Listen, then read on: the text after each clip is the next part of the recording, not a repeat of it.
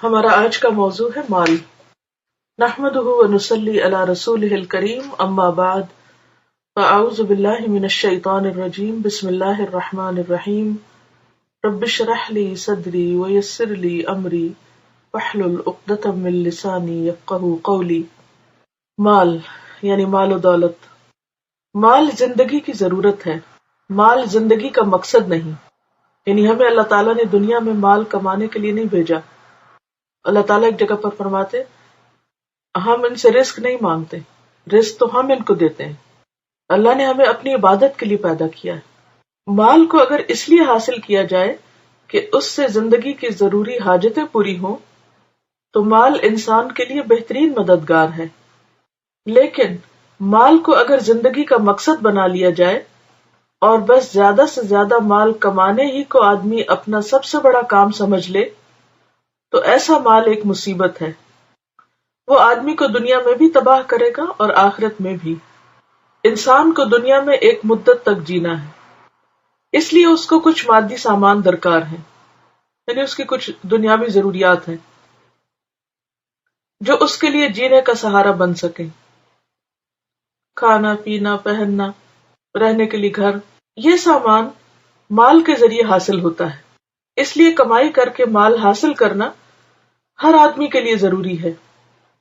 اس اعتبار سے مال ہر انسان کے لیے ایک قیمتی مددگار کی حیثیت رکھتا ہے، مگر انسانی زندگی کا دوسرا پہلو یہ ہے کہ اس کو علم حاصل کرنا ہے، اس کو روحانی ترقی کے لیے کوشش کرنا ہے، اس کو انسانیت کی تعمیر اور ترقی میں اپنا مثبت حصہ ادا کرنا ہے، اس کو اپنے آپ کو اس طرح بنانا ہے کہ اپنے سماج میں یعنی سوسائٹی میں وہ ایک مفید جز بن کر رہ سکے، یعنی ایک فائدہ مند انسان کی حیثیت سے زندگی بسر کرے۔ یہی وہ چیز ہے جس کو مقصد زندگی کہا جاتا ہے، یعنی پرپز آف لائف۔ اس مقصد کا حصول صرف اس وقت ممکن ہے جبکہ آدمی اپنی طاقت کا ایک حصہ اس میں لگائے، یعنی اپنی انرجیز کو اس کام کے لیے لگائے تو ہی یہ مقصد پورا ہو سکتا ہے۔ کون سا مقصد؟ روحانی ترقی کی کوشش، انسانیت کی تعمیر اور ترقی میں اپنا کردار اور دوسروں کے لیے مفید انسان بننا۔ مال کمانے کی سرگرمیوں کو ایک حد میں رکھ کر وہ ان کاموں کے لیے اپنے وقت کو فارغ کرے، یعنی جب تک انسان مال کمانے کے کام کو ایک لمٹ کے اندر نہیں رکھتا تو باقی کاموں کے لیے وقت نہیں بچ سکتا۔ مال انسان کی جسمانی یا مادی ضرورتوں کو پورا کرتا ہے، مگر مال اس کی روحانی اور فکری ضرورتوں کی تکمیل کے لیے کافی نہیں۔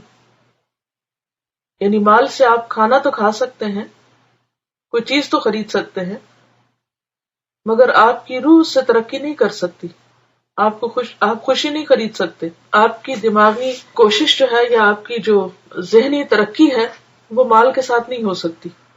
جو آدمی مال کو اپنی زندگی کا مقصد بنا لے اس کا جسم تو مسلسل غذا پاتا رہے گا، مگر اس کی روح فاقہ کر رہی ہوگی، اسٹارو کرے گی۔ اس کی ذہنی ہستی اپنی خوراک سے محروم ہو کر ایسی ہو جائے گی جیسے کہ اس کا کوئی وجود ہی نہ ہو۔ اسی لیے مال کو فتنہ کہا گیا ہے، یعنی وہ انسان کے لیے آزمائش ہے۔ مال کا صحیح استعمال انسان کو ہر قسم کی ترقیوں کی طرف لے جاتا ہے، یعنی جس میں پھر جسمانی اور مادی ترقی کے علاوہ روحانی ترقی بھی ہو سکتی اگر مال کو اس راستے میں خرچ کیا جائے، ایک بہترین ذریعہ بن سکتا ہے۔ اور مال کا غلط استعمال انسان کو تباہی کے گڑھے میں گرا دیتا ہے، دنیا میں بھی اور آخرت میں بھی۔ ایسے انسان کی کوئی حقیقی عزت نہیں رہتی۔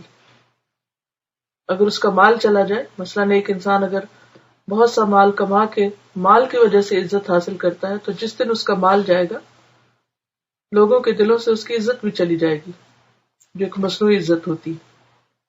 ہاں، اگر اس مال کو اس نے لوگوں پر خرچ کیا اور انسانوں کی خیر اور بھلائی کے کاموں میں خرچ کیا تو ایسا انسان خواہ اس کے پاس مال نہ بھی رہے تو اس خیر اور بھلائی کے کاموں میں کوشش کرنے کی وجہ سے اس کی عزت نہ صرف یہ کہ دنیا میں بلکہ اس کے مرنے کے بعد بھی باقی رہے گی۔